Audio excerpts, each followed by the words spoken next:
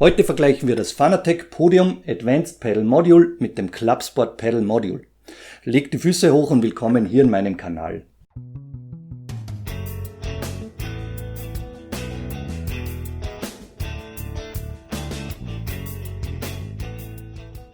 Zu Beginn wie gewohnt der Disclaimer. Diese Testmuster wurden mir zur Verfügung gestellt, damit ich diese sehr ausführlich in meinem Kanal für euch reviewen kann. Es gibt keinerlei Vorgaben und Verpflichtungen für dieses Review und ich bekomme dafür kein Geld. Doch nun kann es losgehen. Kapitel Nummer 1, der Lieferumfang und Preis. Das Fanatec Podium Advanced Pedal Module, abgekürzt APM, ist über den Fanatec Webshop derzeit Ende 2020 um 179,95 € erhältlich. Für das Fanatec Magnetic Pedal Module, abgekürzt MPM, werden 99,95 € fällig. Das APM wird in einer kompakten Verpackung mit dem Schaltmodul links und rechts sowie je 4 Schaltpedals rechts und links geliefert. Montagematerial und die benötigten Imbusschlüssel, die liegen bei. APM kommt ebenfalls in der kompakten Verpackung zu euch. Ihr habt hier je 2 Schaltpedals links und rechts, die Schalteinheiten und das Montagematerial mit bei.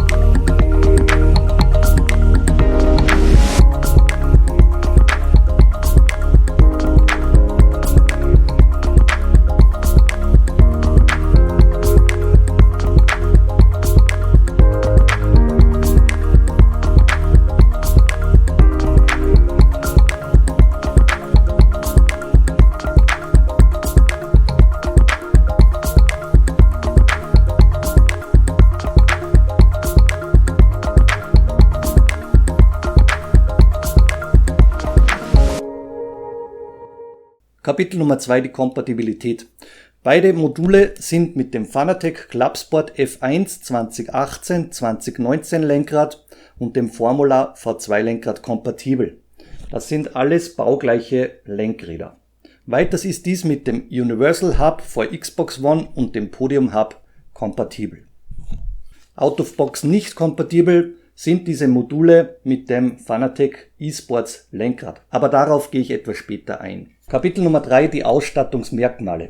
Beim Magnetic Pedal Module, beim MPM, handelt es sich um ein reines Upgrade der Schalteinheit, ohne jegliche Zusatzfunktionen. Im Gegenzug dazu bietet das APM, das Advanced Pedal Module, diverse Zusatzfunktionen. Das APM ermöglicht 4 Lenkradmodi, welche über den mittleren Drehschalter beim V2-Lenkrad anwählbar sind. Modus A, das ist der Bite-Point-Modus, sogenannter Doppelkupplungsmodus, ähnlich wie eine Launch Control. Im Modus B, da werden Kupplung und Handbremse mit den jeweiligen analogen Pedals hier unterseitig belegt. Im Modus C kann mit den analogen Pedals Gas und Bremse belegt werden und der Modus D ist frei konfigurierbar für analoge Achsen. Um besser gegentesten zu können, habe ich auf meinem V2-Lenkrad parallel beide Module, das MPM hier rechtsseitig, das APM linksseitig montiert. Beim MPM habt ihr nur die jeweiligen Shifter links und rechts.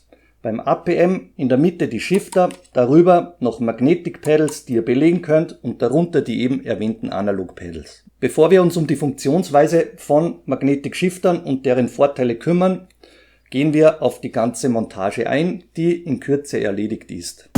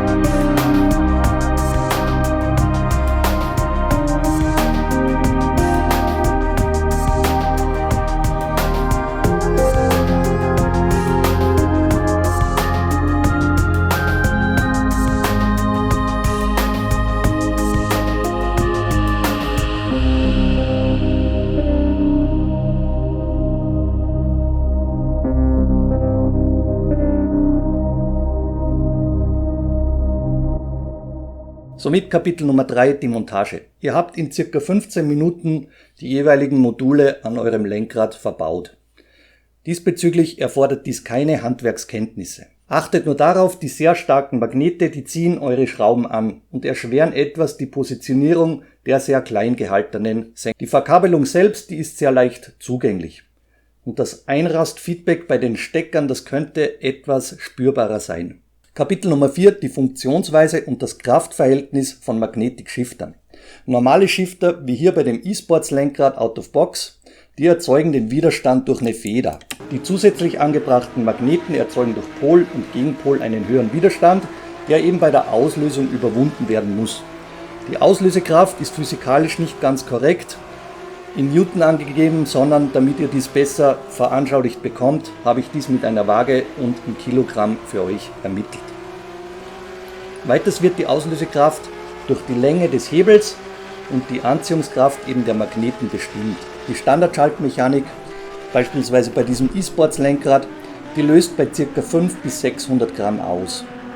Mit dem APM und den großen Schaltpedals habt ihr etwa 950 Gramm Auslösekraft. Die mittleren Schaltpedals haben dank dem kürzeren Weg ungefähr 1200 Gramm Auslösekraft. Und das schmale Schaltpedal hier oben hat den kleinsten Hebelweg und hier liegen wir bei etwa 1300 Gramm Auslösekraft.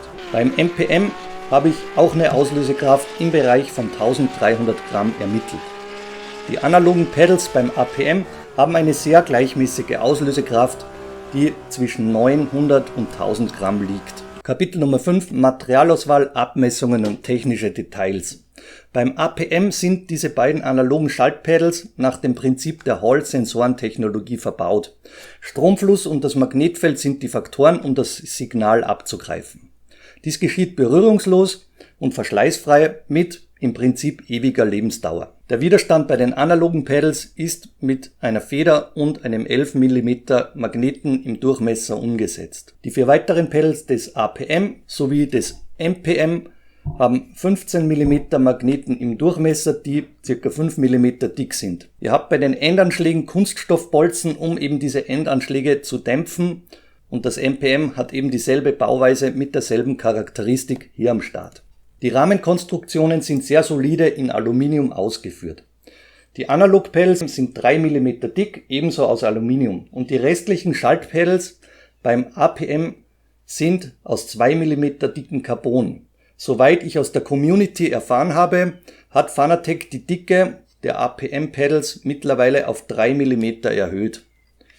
Die Pedals des MPM werden nativ hier mit 16 bis 17 Carbonlayern, sogenannten Schichten, ausgeliefert und sind ebenso dann 3 mm dick. Die Länge der Formula-Style Pedals wachsen beim MPM auf 70 mm und sind somit um ca. 15 mm länger als die Formula-Style Pedals des APM. Bei den GT-Style Pedals beträgt der Unterschied in der Länge ca. 10 mm. Die MPM GT Pedals sind ca. 110 mm und die APM Pedals in GT-Form sind etwa 100 mm lang und im oberen Bereich mit einem Plus- und einem Minus-Symbol versehen. Kapitel Nummer 6, die Haptik und die Akustik. Alle Bauteile sind perfekt verarbeitet. Die sind sauber angefasst und ihr habt keine störenden, scharfkantigen Stellen. Das Schalt- und Klickgefühl ist auf sehr hohem Niveau und beide Schaltmechaniken sind mit ca. 65 Dezibel Klickgeräusch im wohnzimmertauglichen Bereich. Das MPM hört sich dabei etwas dumpfer an. Hört mal rein. Hier die Pedals des APM und MPM. Kapitel Nummer 7, die Verarbeitung. Das haben wir in Kürze abgehandelt. Alle Bauteile sind fehlerlos verarbeitet und die Verkabelung wirkt sehr solide. Die Kabel sind ordentlich ummantelt und ebenso gut verarbeitet. Die Magnete selbst sind wunderbar eingepasst. Ihr habt versenkte Schrauben, klare Note 1 in meinen Augen.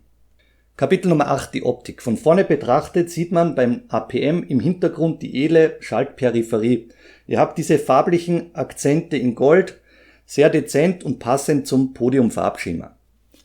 Es ist ein sehr schöner Kontrast der Carbon-Pedals durch die eingearbeiteten goldfarbigen Fasern bei den oberen Pedals.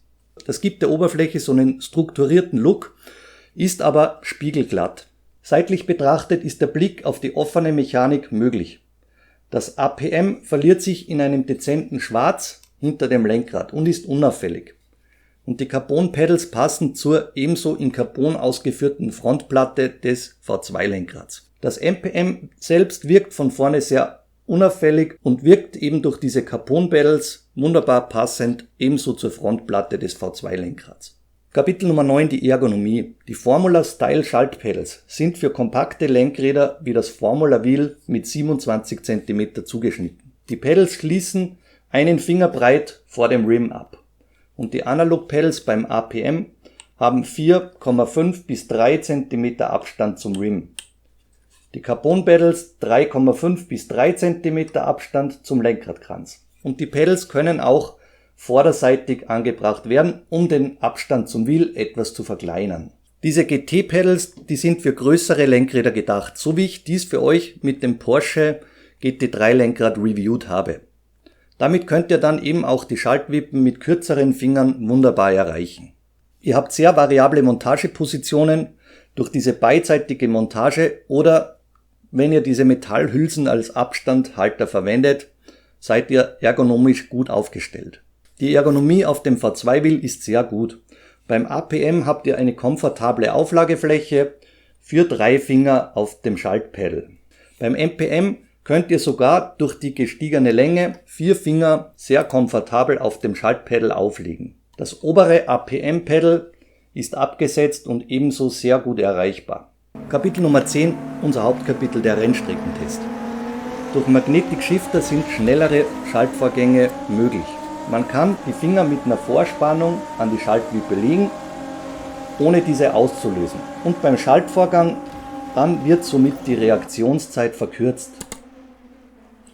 Dank Magnetic Shifter ist auch kein Ghost Shifting, das ist dieses unabsichtliche Schalten, wenn ihr die Hand am Schaltpedal auflegt, ausgelöst. Das Rückstellmoment der Magnetic Shifter ist sehr schnell und sehr satt und das ist eben ein typisches Merkmal von Magnetic Shiftern. Die Mechanik ist bei beiden Modulen nahezu spielfrei und die Analog-Pedals des APM sind sehr fein dosierbar. Ihr habt eine gut gewählte Auslösekraft bei beiden Modulen für alle Pedals.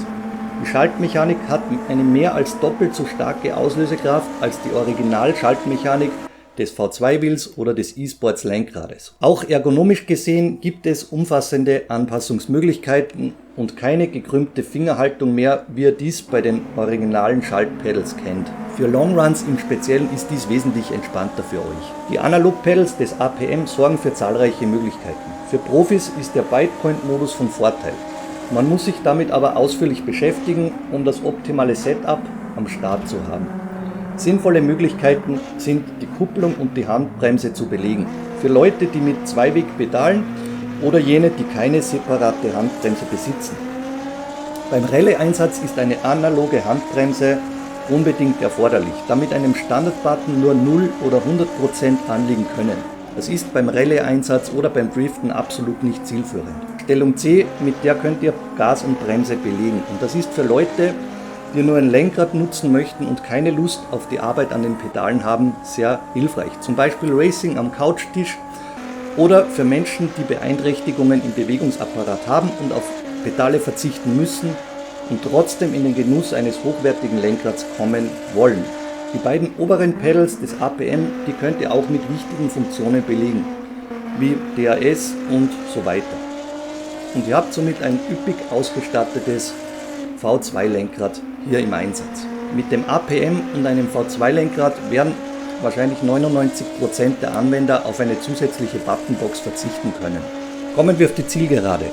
Negative, neutrale, positive Aspekte, das Fazit und die Kaufempfehlung. Negativer Aspekt Nummer 1. Die Befestigungsschrauben in Edelstahl wären von Vorteil und würden bei der Montage das starke Anziehen durch die Magneten vermeiden. Negativer Aspekt Nummer 2. Bei den ersten Serien des APMs war die Dicke von nur 2 mm bei den großen GT-Style-Pedals des AM sehr knapp bemessen. Man hatte bei der Betätigung an den Außenseiten einen relativ spürbaren Flex vernehmbar.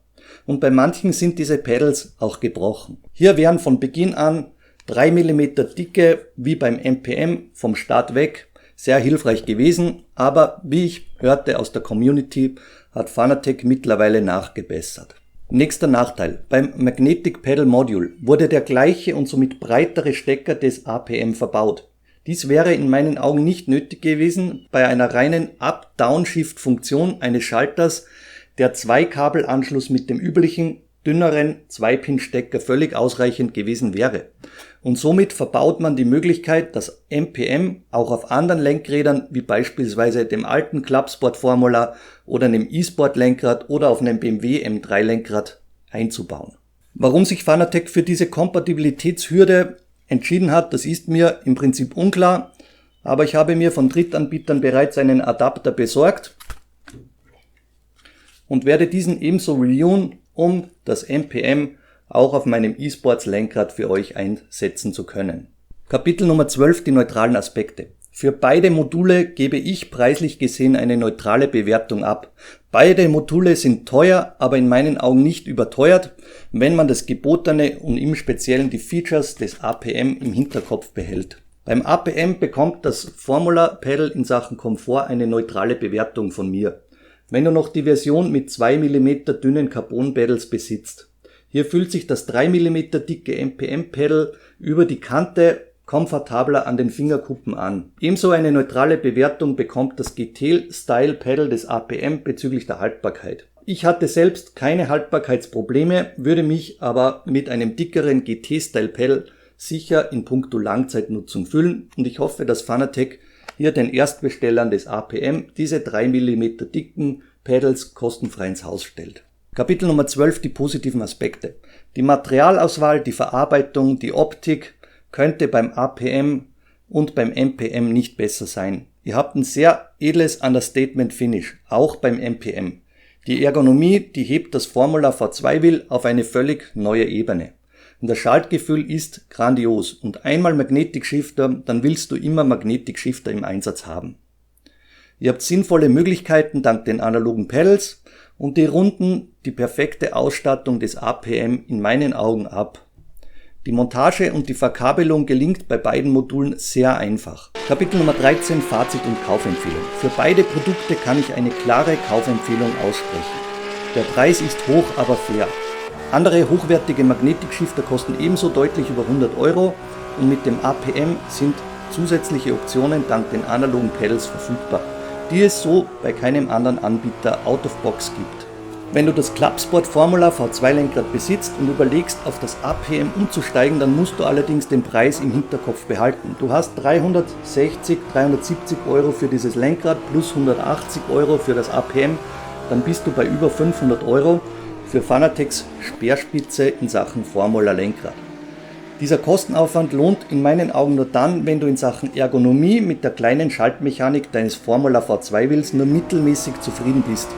Weiters lohnt der APM-Aufpreis auch nur dann, wenn du gedenkst, die hinzugekommenen Möglichkeiten, analogen Pedals, die oberen Pedals auch einzusetzen möchtest. Ansonsten finde ich die Clubsport Magnetic-Lösung die vernünftigere Wahl. Das Preis-Leistungs-Verhältnis ist mit knapp 100 Euro okay und das Schaltgefühl liegt auf demselben Niveau wie das APM und ist ebenso erstklassig.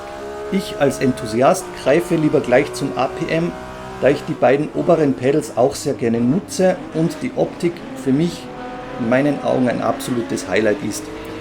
Die analogen Pedals, die habe ich zugegebenermaßen selten im Einsatz, da ich separat Handbrake im Einsatz bei Dirt Rally habe. Bleibt bitte dran, wir haben einen sehr spannenden Ausblick für euch am Start. Bevor ich zum Ausblick komme, postet bitte in den Kommentaren mit rein. APM oder MPM, was ist deine Wahl? Was gedenkst du abzugraden? Hast du diese Dinge im Einsatz? Wie haben sich die bei dir bewährt? Und jetzt zu einem sehr spannenden Ausblick. Es wird ein Review geben zu einem neuen SimLab-Produkt. Es gibt ein neues Dashboard, ein sehr hochwertiges Dashboard, das SD43X. Das werde ich für euch in den nächsten Wochen ausführlich testen und reviewen. Highlight Nummer 2, von vielen gewünscht, von vielen erhofft. Hier bei Ron Reviewed für unseren deutschsprachigen Raum. Eine SimU-Cube SC2 Pro Wheelbase ist bei mir im Hause angekommen. Eine Direct Drive Wheelbase im High-End-Bereich, die ich für euch sehr ausführlich testen, reviewen werde. Vergleichsvideos zu Fanatecs Podium Direct Drive Wheelbase wird es geben und so weiter und so fort. Dazu ist Post von SimRacing Machines gekommen. Die haben mir einen Konverter geschickt, um auf der Simucube Wheelbase alle Fanatec Lenkräder einsetzen zu können. Auch diese Möglichkeit werde ich für euch sehr ausführlich testen und reviewen. An weiteren Produkten bin ich dran. Bleibt dran in meinem Kanal. Lasst einen Like da, wenn es euch gefallen hat. Vielen Dank für eure Spenden und fürs Dabeisein. Ich freue mich auf unser nächstes Review. Haltet die Ohren steif, bis zum nächsten Mal, euer Ron.